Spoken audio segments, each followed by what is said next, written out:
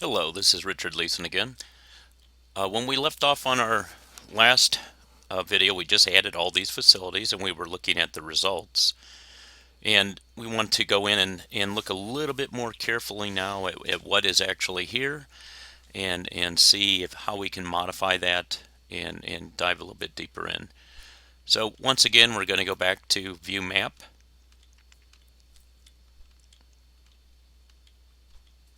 and load the results back in the viewer and have the map pull up. We've already talked about the visually grouped buildings here, and they've also have changed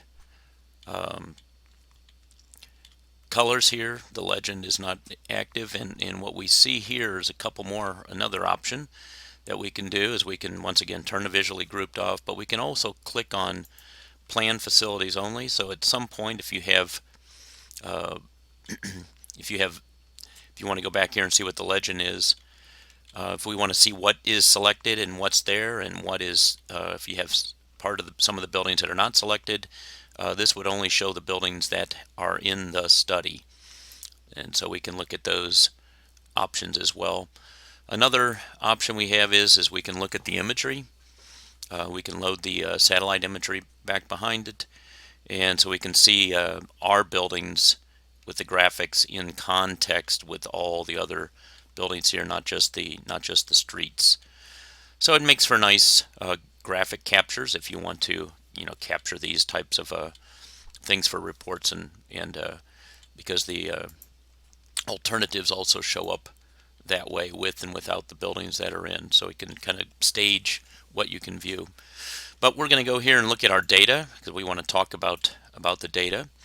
And the first thing we see is once again is our facility groups.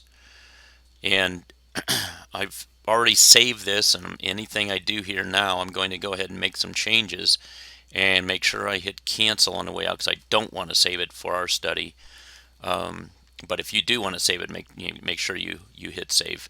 So let's say if we're missing a group or we want to add another group, we do have the option to add a new facility group, and so that option is always available. What we see is when these facilities come in with the different groups, they have this auto-generated name, which is their facility group, their status, which is existing, planned, or demolish, and the vintage. And all this can be modified by going in and hitting the details buttons. We can, this is editable field. You can see it's auto-generated from the map. The different facility types can be changed. These are all the different facility types that are available, so that can always be added. The status is demolished, planned, or existing. These are the three. And I think they're fairly self-explanatory. The include energy piece in water and in waste piece should be selected so that later on when you turn those pieces on that they are active. They're active pieces. The facility groups are active in those portions of the study. And the models that we're default models are params, NZP sim water, NZP sim waste. We can change the vintage, which does change the code on the building. Also, that's determined by what the wall type and the roof type are. And here, once again, we have the code that it was that we put in when we worked very hard at cleaning that data early when we were working with the CSV files. We worked very hard at setting all these things, and once we did that, then now it's all permanently in this GIS layer. And at that point, it makes this part of the process should make it fairly simple. Like I said, we can still make modifications, but if we were careful and we didn't end up with a lot of undefined facilities in here, then this process goes fairly quick. Now we can always move facilities and we want to do this in the master if we want it to be active through all the rest of the alternatives as we create those. And to do that, it's as easy as going to change to facility group, and we can either, like I said, make a new one above, or we can sit there and move it into a different planned or I moved it into a planned facility. So if we go down here and we find those UEPHs that were planned, we'll find that move facility in here. And at this moment, it's we didn't move it there. Let's do it by name. We can always change the sorting of these by hitting those tags at the top, and it's probably sitting right there. So there's the barracks that we moved. At this point, if I hit cancel, nothing changes. If I hit save, then that would moved and would be saved in that other facility group.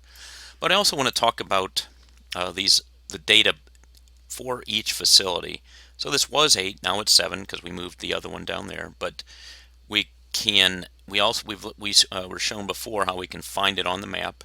Also the map tip. But if it's harder to find, we can always use that view button. If we did a good job of cleaning the data, then the numbers and the names should be what we expect them to be. The conditioned area, we talked about putting those in and getting those correct and getting all the costs and the lifetime for the study and all that correct. But the construction date is what I want to focus on at this point. When the construction date is actually what we're going to do, what type of construction we're going to do next on that facility. So for an existing facility, this construction date is when the retrofit is going to take place. So in this case 2035, 2020, and 2030 for these different barracks in the different groups. If we go into and we find buildings that are to be demolished, they're active in this, and what they are looking at is when the construction date on that is when those facilities will be taken out of service or demolished. And the last one, of course, is the planned. And the planned facilities will be built, and we look at the construction date there is basically when they're brought into service. So we have the end of the retrofit, when they're taken out of service for demolished, and when they're brought into service at the end of the new building construction phase.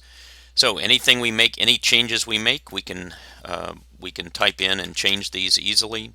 We can go from we can change those and go from as easily as also changing any of this data. We can move around and change this, modify this, and anything that we make that changes will end up being saved to the study if we hit this save button.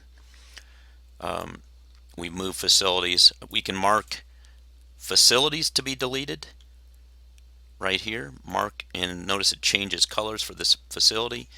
We can also mark an entire facility group to be deleted. Now, that's the thing you have to be careful about, because what happened was the focus was on this group, and it marked both of those for delete. So we'd have to come back here. We'd have to start marking these to unmark them to not be deleted. So those are things you want to be careful, because when you do hit save, what you don't see here is undo. So before you leave, make sure that everything is exactly the way you want it. Because if I close this, all I see is this is it has some building in there that's been marked. So open it up, check that before you hit that save button. Okay, in here they should all be marked. If you notice, the facility isn't, but the facility group's marked to delete. So anyway, make sure you get it correct, because there really isn't a way to come back, and I think all of us have done something like that and have made that mistake, and so we will we have to kind of go back and start over again and to clean it back up and go through it carefully to get it our data back where we want. So I don't want to save it, so I'm going to hit cancel, and everything will be left alone. And like I said, we saw all the data here in the facility group and the facility summary. And finally, the last thing is we can download that data, and we'll say we want to save it, and that's fine. We see we have a a facility summary that we're going to save. Let's save that to the desktop, and let's go ahead and -1 just to make sure we don't have a collision with some other saved data. And we can see that it goes right into our Excel. We then can do what we need to do in Excel and move it into reports or whatever we need to verify the data, whatever we need to do. And if we send that off, we can check all the dates, sort by the dates.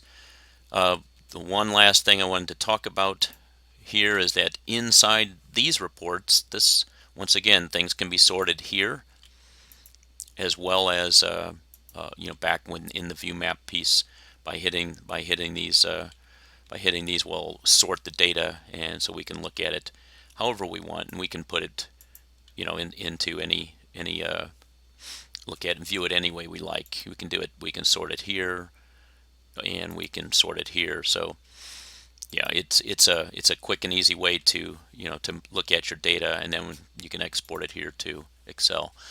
So at that point, I think we've covered most everything that we need to look at of getting our data back into, or getting the facilities in here, looking at the data.